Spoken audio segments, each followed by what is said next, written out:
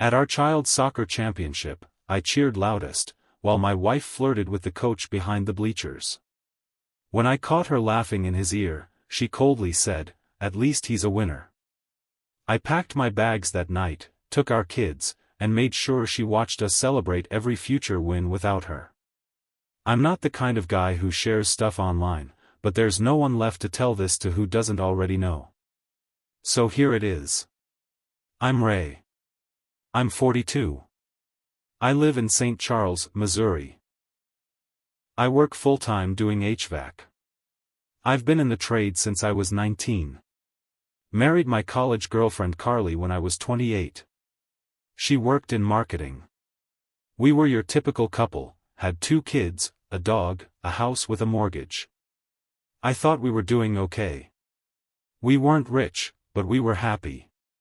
Or at least I thought we were. Our son Jason is 11. Daughter, Macy, is 8. Jason plays soccer. He's fast, good with the ball, and has this stubborn drive in him. That kid would run drills in the backyard every day, even in winter. I never missed a game. Not one. Rain, heat, didn't matter. I was always there. Carly used to come too. But this past year, she started finding reasons not to. I've got a call, or my boss moved my deadline, or I need a break. That kind of thing. At first, I believed her. I'd just tell her how the game went after. But something shifted. She was always on her phone. Smiling at texts. Turning her screen away when I walked in. I saw the signs, but I didn't want to believe them. I didn't want to be that paranoid husband who checked her messages. So I didn't. The championship game was the first one she came to in over a month. Jason was hyped. He looked for her in the stands the second he ran out on the field. When he saw her, he lit up. The game was tight. Both teams wanted it bad. Jason scored the first goal and ran over to the sideline, arms up, grinning. I was on my feet yelling like a maniac. That's what dads do. Second half, he scored again, game-winning goal. Everyone went crazy. I was shouting so loud I felt dizzy. But I noticed Carly wasn't next to me anymore. I turned to find her. She was behind the bleachers. Not even hiding. Leaning into Coach Dylan. Her hand was on his chest. Her head tilted back laughing at something he said. Real close, too close. My whole body went cold. I walked up, didn't say a word at first. Just stared. She looked over at me, saw my face, and didn't even look guilty. She just gave me this little shrug and said, "At least he's a winner." She said it like she meant it. Like all those years, those memories, the kids we raised, none of it mattered. I didn't respond. I didn't argue or curse. I just turned and walked back to the car. Macy came with me. She asked, "Where's Mom?" I didn't answer. After the game, Jason ran up, holding his medal. I told him how proud I was. He asked if Mom saw. I lied. Said she had to step away for a minute. I didn't have it in me to ruin that moment for him. We got home. Carly acted like nothing happened. She changed into sweats and poured a glass of wine. I didn't say a thing. I put the kids to bed, then went to the garage and started packing. I filled 3 bags. I didn't know where we were going yet, but we were going. She walked in around 1 a.m. drunk maybe. Laughing at something on her phone. She saw my bags and said, "You're being dramatic." I didn't answer. I just locked myself and the kids in the guest room. Next morning, I left before the sun came up. I moved into a 2-bedroom rental a few miles away. Clean place. Nothing fancy. I got a lawyer that same week. I had texts. I remembered a few months back when I saw Dylan's name pop up on her phone at night. She said it was team stuff. I believed her then. Not anymore. The lawyer said it was enough to push for primary custody, especially if I had proof she was being inappropriate around the kids' coach. I talked to other parents. A few said they'd seen her and Dylan getting close, more than once. One mom said Carly once brought coffee just for Dylan, not the team. Small stuff, but it added up. I filed for divorce. Requested full custody. She was shocked. Tried to play the hurt wife, begged for a sit-down. I said no. In court, I showed up with notes, photos, texts, statements from other parents. Carly showed up in heels and tears. It didn't work. The judge sided with me. I got primary custody. She got 2 weekends a month. She cried outside the courtroom. I didn't say a word to her. Weeks passed. Then months. Jason signed up for fall soccer. I became assistant coach. Dylan? He was gone. Word was, he resigned. I didn't ask why. I didn't need to. First game of the season, Carly showed up with sunglasses and a fake smile. Tried to make small talk. I ignored her. She stood on the sidelines like a stranger. After the game, she asked if she could take the kids for ice cream. Jason looked at me first. Then said he was tired. Macy didn't even answer. She clung to my hand instead. The more I showed up, the more she faded away. I made sure every win was celebrated. Pizza parties, photos, medals hanging on the wall. I posted everything on our family page. Not public. But I knew she watched. I could see her name in the viewer list.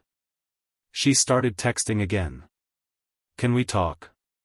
I miss the kids. You're poisoning them against me. I never replied. When she showed up at Macy's birthday party with a gift, Macy asked, "Can I open it later?" And then went back to playing with her friends. Carly stood alone for most of the party, watching me take pictures with the kids. The last thing she ever said to me in person was, "You're not the same man I married." And she was right. Because that man used to trust her. That man used to think love was enough. That man is gone. About 6 months after the divorce was final, I got a letter from Jason's school. His grades were slipping. Not failing, but dropping enough to get noticed. He used to be an AB kid. Now he was hovering around C's. I sat him down that night and asked what was going on. He just said, "I'm tired." Wouldn't look me in the eye. I thought it was the divorce. I thought maybe it was catching up to him. So I backed off the soccer drills, let him skip a practice, tried to be gentle. But it didn't get better. Then Macy came into my room one night crying. She said, "I don't like going to Mommy's house. She makes me stay in my room a lot." That was new. I asked more questions. Macy said Carly's friend started staying over. A guy named Trent. I had never heard of him before. Apparently he was living there now. She said he didn't like noise. That Carly told the kids to stay out of the way. I asked Jason about it the next day. He didn't want to talk. But when I pushed, he snapped and yelled, "It's none of your business." That's when I knew something was really wrong. I called my lawyer. He said we'd need proof. Statements. Something solid. So I bought the kids cheap little prepaid phones. Told them they could call or text me anytime, no matter what. Jason rolled his eyes, but he kept his in his backpack. One weekend with Carly, I got a text from Jason. One line, he shoved her. My heart nearly stopped. I called. No answer. Called again. Still nothing. I was about to call 911 when Jason sent another text, "She's yelling at me to mind my business." I got in my truck and drove straight there. When I knocked, Carly answered, looking like she'd been crying but trying to cover it up with a smile. "Ray, what are you doing? Where's Jason?" I asked.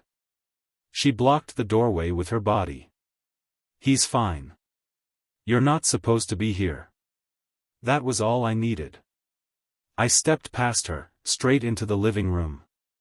Jason and Macy were on the couch, looking small. A guy stood in the kitchen. Big guy. Dirty t-shirt. Eyes red. Didn't even say a word, just stared at me like he wanted to test me. I didn't give him the chance.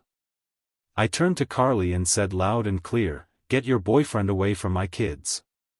This is your last warning." She started to yell, but I pulled out my phone and held it up.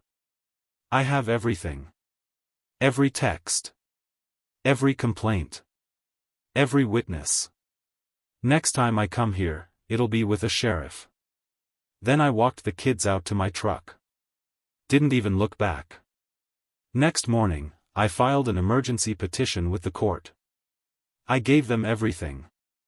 The texts. The statements from Jason. Even a voice recording Jason had made from inside his backpack, where you could hear Carly screaming and the boyfriend yelling back, slamming something. Judge reviewed it fast. Carly lost all custody. Supervised visits only, at a county facility. She showed up in court looking like a wreck. Hair a mess, sunglasses, no makeup. She looked at Jason like she wanted to say something, but he wouldn't even look at her. Macy asked me on the way home, "Is mommy going to jail?" I told her no. But part of me wished she was. Since then, I've had full custody. Kids started therapy. Jason's grades bounced back. He's scoring again on the field. Macy started drawing again. Smiling more. But Carly? She kept trying to claw her way back. Letters. Emails. Apologies. Even tried to send presents through her sister. But the kids didn't want them. Jason left one unopened on the porch. Macy said, she didn't even pick it out. She doesn't know what I like. Then something else happened. Dylan, the coach, the one she flirted with behind the bleachers, he showed up at a local bar one night while I was out with some of the other dads from the team. He walked over, tried to shake my hand. I didn't move. He said, "I didn't know she was married when it started." I said, "That's supposed to make it better?" He stood there for a second, then said, "She messed up my life too." Turns out she'd been lying to him, too. Told him we were separated for months before they ever hooked up. Told him I was abusive. That I wasn't there for her emotionally. The same tired lines. He said she ghosted him after the divorce. Said she blocked his number and never looked back. I didn't feel sorry for him. He looked at me and said, "You ever wonder if she just needs help?" I told him, "That's not my problem anymore." And I walked away. About a year after I won full custody, things finally started to feel normal again. Jason was doing better in school, even made captain of the new U12 team. Macy got into art club. I'd picked up a few more weekend side jobs, enough to start saving for a proper vacation. We were building something solid. Then Carly's sister, Renee, showed up at my door.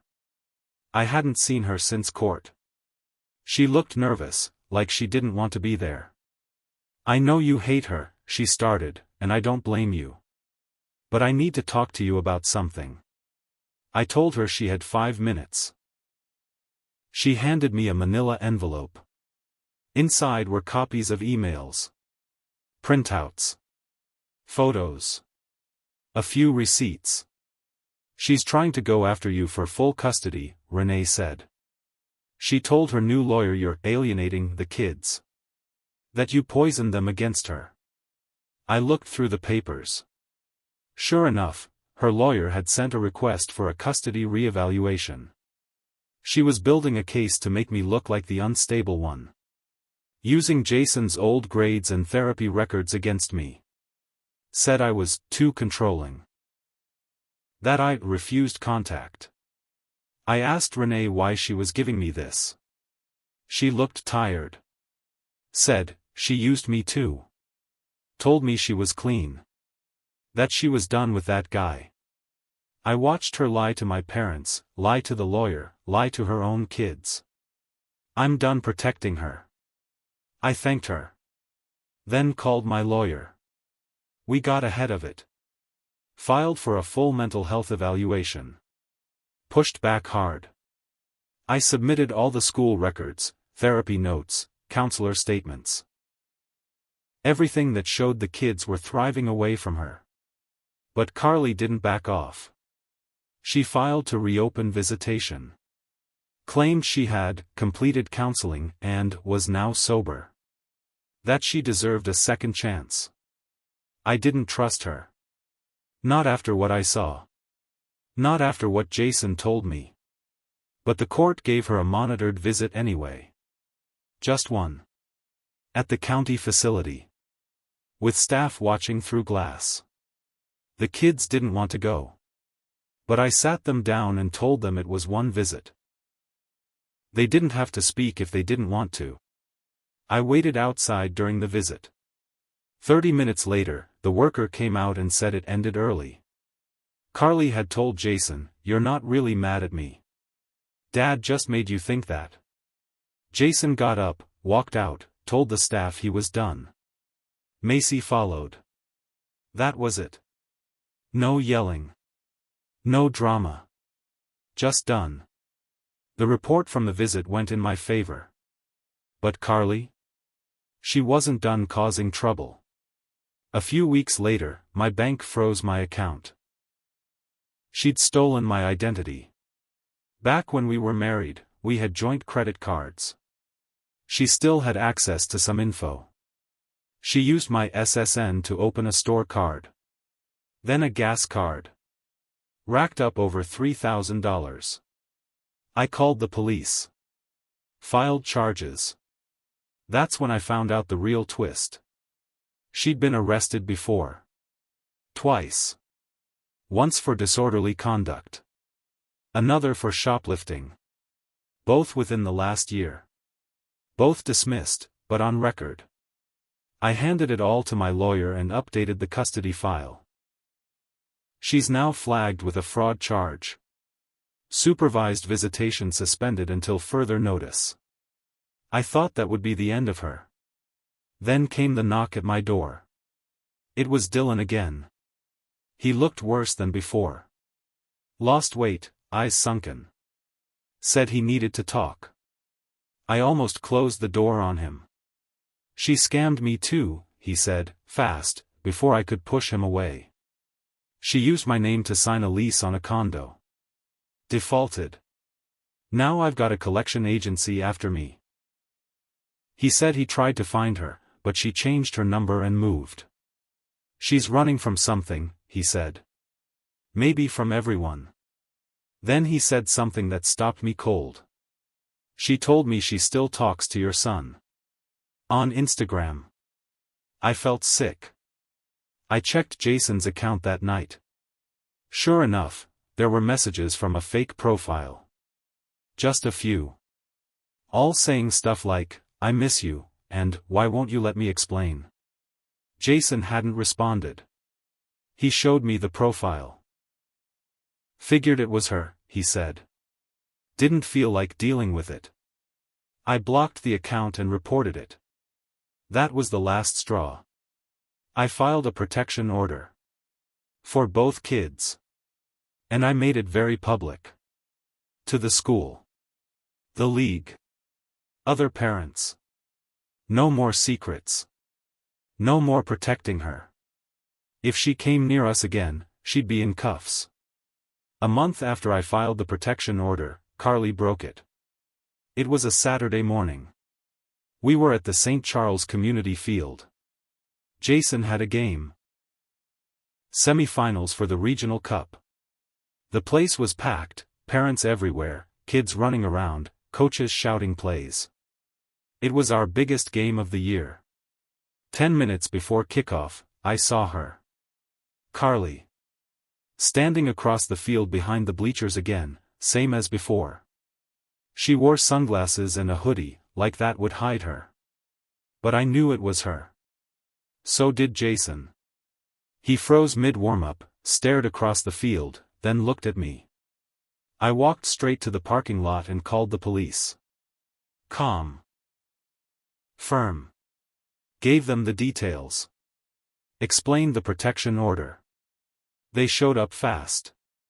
She saw them coming and tried to slip away, but I pointed her out. Cops caught her just as she reached her car. Handcuffed her right there in the lot. Jason saw the whole thing.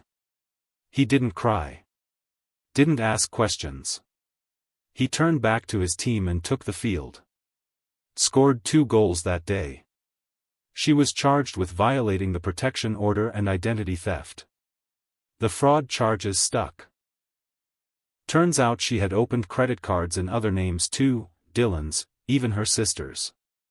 She was thousands in debt, bouncing between short-term rentals, burning bridges with everyone who ever tried to help her. The court revoked all contact rights. She wasn't allowed to write, call, or show up anywhere near us again. Her name was flagged in the league, the school system, even the summer camp registry. She disappeared after that. But karma didn't. A year later, I got a call from Renee. Carly was in rehab in Oklahoma. Her parents had finally stepped in, forced her into treatment after she was found unconscious in a stranger's garage. Pills, alcohol, the works. She was barely functioning. Burned out at 39. I didn't tell the kids. They didn't ask. They'd moved on. Jason made the travel team. He got a scholarship to a private school in Kansas City. I got a promotion, supervisor at the HVAC company. We moved into a better house with a backyard big enough for a full-sized goal net. Macy started making art for school competitions. She won 2nd place in the state. Every milestone we hit, I posted quietly on our locked account. I never tagged Carly. But I didn't block her anymore. I wanted her to see. Every photo. Every smile. Every birthday she missed. And she did. Because about 2 years later, a letter came. No return address, but I knew the handwriting. It was from Carly. It wasn't an apology. It was a list. Of everything she lost. She blamed the pills, the stress, her parents, Dylan, me, the system. Everyone but herself. She said, "You won. I hope you're happy." I burned that letter in the fireplace without showing the kids. I wasn't angry anymore. I wasn't even bitter. I just didn't care. That was my real revenge. Not the court wins. Not the arrests. But the fact that she had to sit in silence and watch from the outside while I did what she never could, raise 2 strong, kind, and successful kids. Without lies. Without cheating. Without abandoning them for anyone else. The last time I saw her in person was in a local paper. It was a small article. Mugshot. Headline read, "Woman sentenced for credit fraud, violated probation." She looked tired. Worn. Nothing like the woman I married. Jason saw it too. He just shrugged and said, "Figures." And that was it. Life moved on. Macy got accepted into a junior arts program in Chicago. Jason started talking about college soccer. I coached until he outgrew the league. Then I just showed up to every game, same as always, cheering loud enough to lose my voice. I never remarried. Didn't need to. My kids were my focus. My wins. And every time they held up a trophy or grinned under stadium lights, I made sure to snap a photo. Because I knew, wherever Carly was, she'd see it eventually. And she'd know exactly what she gave up. She wasn't part of the victories anymore. She was just the story behind them. The warning. The regret. The one who lost everything. And we? We kept winning. Without her. Every damn time.